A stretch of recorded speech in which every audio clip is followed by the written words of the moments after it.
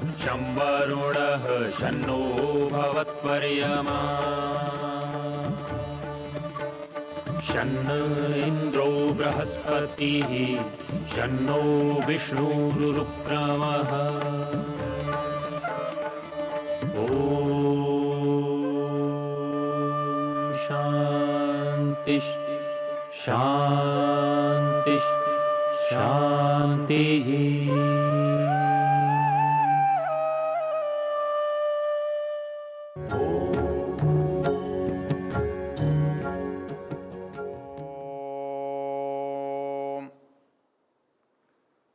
हम तन्मे मनः शिव संकल्पमस्तु इस मंत्र पर विचार कर रहे हैं और इसमें दो बातें हमने देखी, एक तो मन की क्षमता और दूसरा इसके प्रभाव के कारण आत्मा के लिए हानि और लाभ। ये आत्मा के हानि और लाभ को हम लाभ में बदल सकें, इसलिए हमें इसको जानने की आवश्यकता है। हमने पीछे विचार किया था कि कुछ वस्तुओं को अन्यथा समझने से, गलत जान लेने से, गलत कर प्रयोग में लाने से हमारे को दुख होता है और ये मन हमको तभी दुखी करता है जब इसके विषय में हमारी जानकारी आधी अधूरी और गलत होती है। तो उस अविद्या की चर्चा करते हुए हमने पतंजलि के एक सूत्र को उदाहरण के रूप में देखा था, अनित्य अशुचि दुख अनात्मसु, अर्थात जो पदार्थ संसार में अनित्य हैं, जो पदार्थ संसार में अपवित्र हैं और जो संसार में पदार्थ दुख देने वाले हैं और जो पदार्थ संसार में जड़ हैं, उनको उनके विपरीत समझना, अर्थात अनित्य को नित्य समझना, अपवित्र को पवित्र समझना और दुख को के स्थान पर सुख समझना और जड़ को चेतन समझना। तो मूल जो कारण है ये अविद्या है, इसमें बाकी सब बातें तो हैं ही। हम दुख को सुख समझकर उसमें लिप्त हो जाते हैं और सुख की आशा में दुखों को प्राप्त करते रहते हैं। तो सबसे बड़ा दुख किस कारण से होता है, तो उसका इसने दिया कि जड़ को चेतन समझना और चेतन को जड़ समझना। इस जड़ शरीर को तो आत्मा समझ लेना, चेतन समझ लेना, और मन को चेतन आत्मा समझ लेना, तो ये जड़ को चेतन समझने जैसा है और आत्मा को यदि आप जड़ समझते हैं तो वो भी अज्ञान और अविद्या का कारण बन जाता है। तो हमने कल इस बात को देखा था, इससे पहले विचार में इस बात का अनुभव किया था कि ऐसा दृक् और दर्शन, दृष्टा और देखने वाला और दृश्य जब दोनों आपस में एक दूसरे से मिल जाते हैं, जुड़ जाते हैं और अलग नहीं कर पाते हैं, उस परिस्थिति में दोनों एक हो जाते हैं, एक समझे जाते हैं, एक मान लिए जाते हैं, तब हमारे लिए संकट पैदा होता है। इसलिए इस मन का जो सामर्थ्य है, ये कितना भी होने पर हमारे मन में एक बात अच्छी तरह आनी चाहिए कि मन जड़ है। तो जिस दिन हम ये समझ लेंगे कि मन जड़ है, मन एक भौतिक पदार्थ है और वो आत्मा के लिए बना हुआ है, तो उस दिन हमारा उसके प्रति दृष्टिकोण और हमारा उसके प्रति व्यवहार दोनों बदल जाएंगे। क्योंकि जड़ वस्तुओं से हमें कभी दुख नहीं हुआ करता, जड़ वस्तुओं से हम आसानी से बच सकते हैं।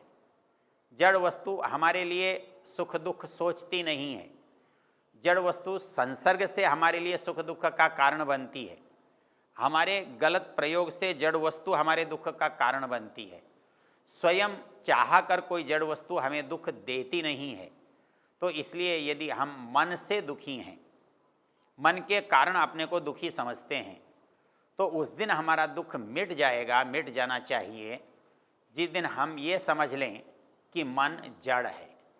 तो मन जड़ है तो साधन है और इसको निर्देश देना, इससे काम लेना हमारा जीवात्मा का अपना सामर्थ्य है, अपनी योग्यता है, अपनी शक्ति है। ये हमारे लिए आज भी वैसा ही है।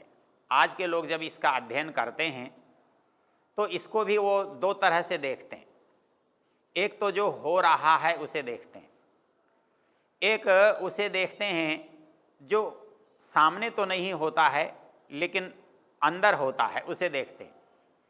और इसके तीसरा जो रूप है वो जिसको हमने कभी कहा था असंख्य वासना भी चित्रमपि, जो असंख्यात हमारे संस्कारों को एक बांध करके रखने वाला है, वो इसका तीसरा रूप है। आधुनिक जो मानस शास्त्र के विद्वान हैं उन्होंने जो इस मन का अध्ययन किया है, उनके यहाँ मन है, बुद्धि है, आत्मा है, अहंकार है, चित्त है, ये अलग अलग नहीं है। उनके यहाँ जो कुछ अदृश्य है वो सब एक है। उसको वो कभी सोल कहते हैं, कभी माइंड कहते हैं, कभी उसको उसका भेद करके उसके अनेक हिस्से बनाते हैं। तो उन्होंने मन को 3 भागों में बांटा हुआ है। मन का जो सबसे प्रसिद्ध अध्ययन है वो सिगमंड फ्रायड का है, जो पिछली शताब्दी में सिगमंड फ्रायड हुए। उन्होंने सबसे पहले इस मन के बारे में पाश्चात्य जगत में जो निर्णय प्रस्तुत किए, यद्यपि वो निर्णय बाद में निरस्त हो गए। उनके ही शिष्यों ने, उनकी ही परंपरा ने उनको समाप्त कर दिया, अमान्य कर दिया, किंतु उनका किया हुआ कार्य आज तक चल रहा है और मन पर निरंतर अध्ययन बन रहा है। पहले मन केवल दर्शन शास्त्र का विषय था, वो प्रकृति के पदार्थों में उसकी गिनती थी, लेकिन आधुनिक विज्ञान ने उसको मानस शास्त्र के रूप में अलग विकसित किया है। लेकिन इसका मूल उनको पता नहीं, मन कैसे बना उनको नहीं पता, मन कैसे काम करता है ये भी उनको नहीं पता, मन जड़ है या चेतन ये भी उनको नहीं पता। लेकिन इतना पता है कि इस शरीर में, इस जीवन में जो काम होते हैं वो मन के द्वारा होते हैं, और उन कामों से, उन कार्यों से हम मन को समझ सकते हैं और मन से उन कार्यों को प्रभावित कर सकते हैं। इसके लिए जो काम हमारे सामने हो रहे हैं इसको वो कहते हैं कि ये हमारा प्रत्यक्ष मन है, ये चेतन मन है, अर्थात चेतना से युक्त है, सक्रिय मन है। हमारा एक मन है जो स्वप्न में काम करता है, वो हमारा अर्धचेतन या अवचेतन मन है। हमारी जो अधूरी इच्छाएं हैं उनको जब हम बाहर पूरा नहीं कर सकते, बाहर के बंधनों के भय, शंका, लज्जा, असामर्थ्य, अप्राप्ति आदि कारणों से नहीं पा सकते या देख सकते या पूरा कर सकते, तो उनको हम स्वप्न में पूरा करते हैं। तो ये, और उससे भी नीचे एक अचेतन, अर्थात जो स्पष्ट नहीं है, जिसको हम चित्त कहते हैं, संस्कार कहते हैं, उसको आधुनिक लोग अत्यंत गहरे में जो हमारा मन का स्तर है उसको मानते हैं। और वो भी निष्क्रिय नहीं होता है, वो भी अपने ढंग से सक्रिय बना रहता है। और इस तरह से इसकी जो ऊर्जा है, क्षमता है, उसका हम आकलन करते हैं। तो आधुनिक लोग भी इस मन को उतना ही शक्तिशाली मानते हैं और हमारे जीवन के लिए उतना ही सार्थक और समर्थ मानते हैं जितना कि हमारे पुराने शास्त्र के जानने वाले ऋषि लोग मानते हैं। इसीलिए मंत्र में जो शब्दावली है, यद जाग्रतो दूर मुदयति दैवम, हम इस बात को समझने के लिए इन मंत्रों में जो 4 शब्द आए हैं उनमें जैसे दर्शन शास्त्र में अलग अलग सीधे सीधे भेद मिलते हैं, वैसे शब्द नहीं हैं। वो हम देखते हैं कि एक मन है, एक चित्त है, एक बुद्धि है, एक अहंकार है।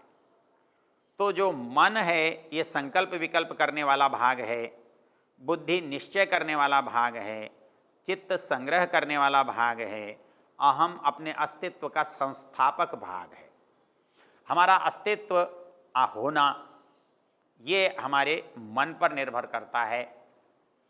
हमारा सामग्री का अपने पास रहना, संचय होना, ये हमारे मन पर निर्भर करता है। हम किसी काम को करें न करें, इसका निर्णय हमारे मन पर निर्भर करता है। हम उसको करने के लिए विश्लेषण करें, सोचें, ये हमारे मन पर निर्भर करता है। और इन कामों को हमने अलग अलग भागों में बांट दिया है। जहाँ संकल्प विकल्प करते हैं उसे हम मन कहते हैं, जहाँ हम निश्चय करते हैं उसे बुद्धि कहते हैं, जहाँ हम अपने संस्कारों का संग्रह करते हैं उसे चित्त कहते हैं, और जहाँ अस्तित्व को संभावित रखते हैं, संस्थापित रखते हैं, उसे अहंकार कहते हैं। इन मंत्रों में भी इन चारों की चर्चा है।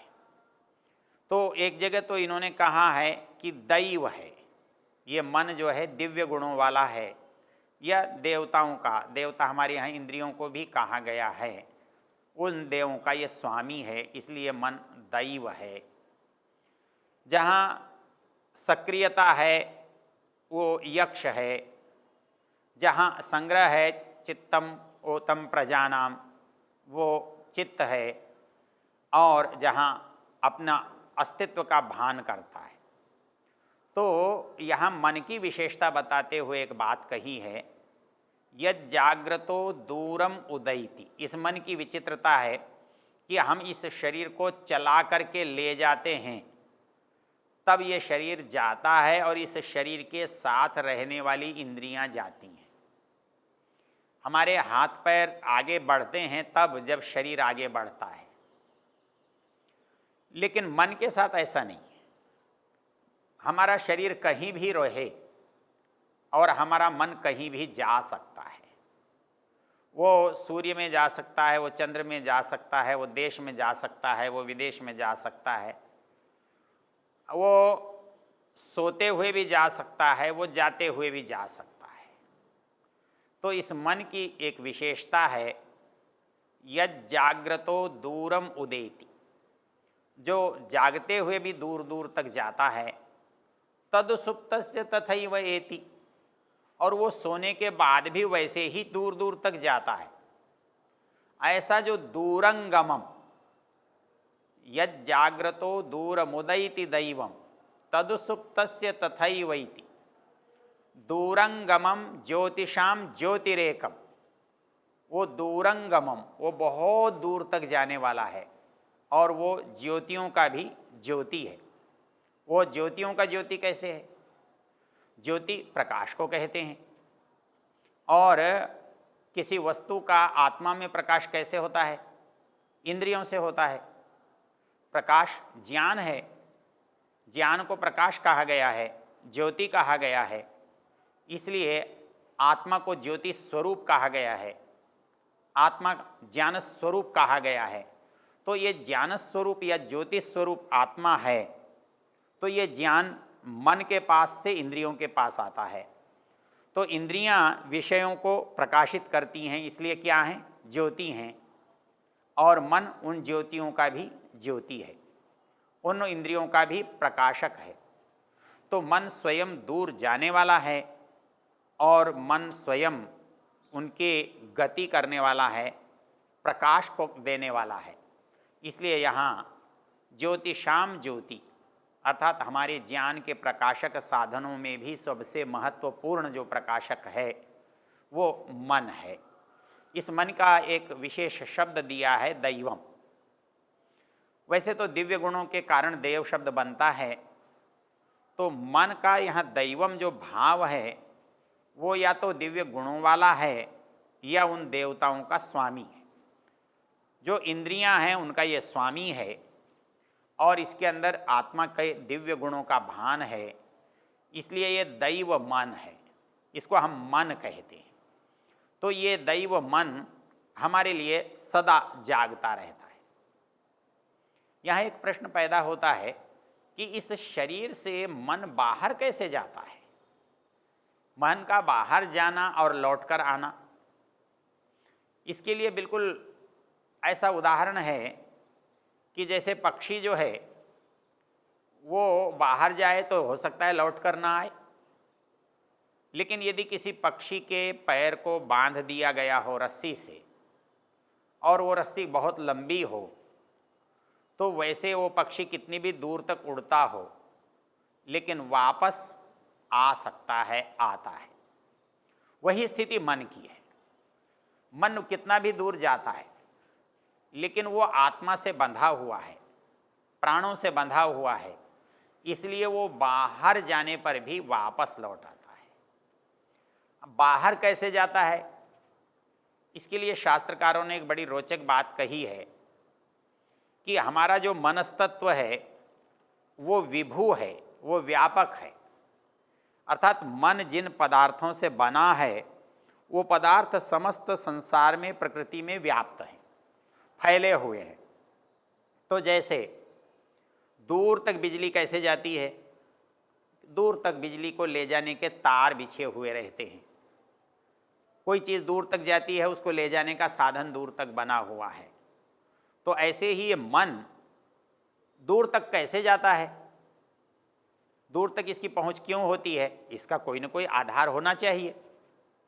इसका दूर तक जाना और वापस इसको आना, ये दोनों बड़े महत्वपूर्ण बिंदु हैं।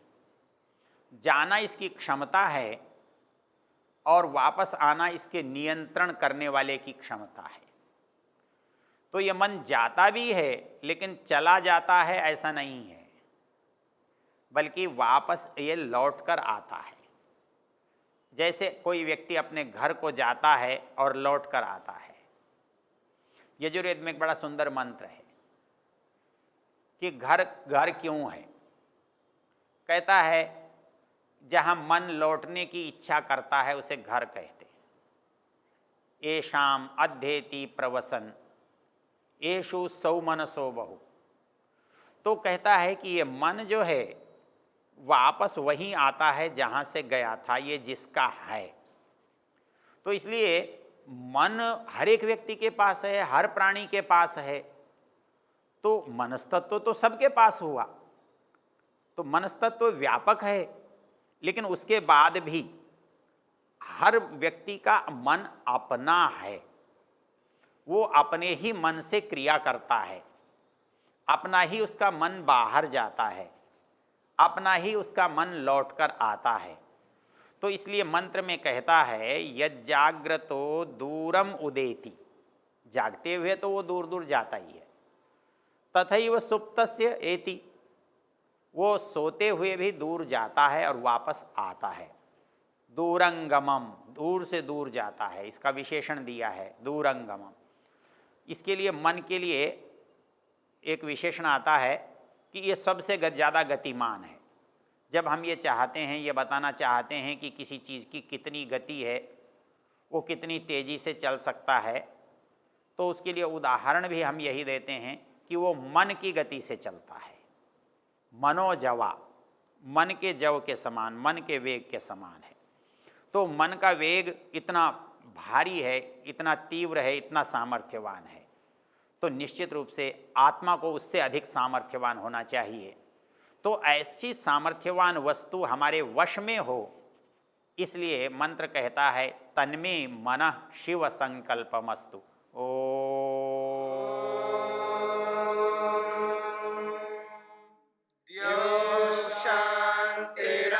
शांतिरंतरिक्षं शांतिर्पृथिवी शांतिरापः शांतिरोषधयः शांतिः वनस्पतयः शांतिर्विश्वे देवा शांतिर्ब्रह्म शांति सर्वं शांति।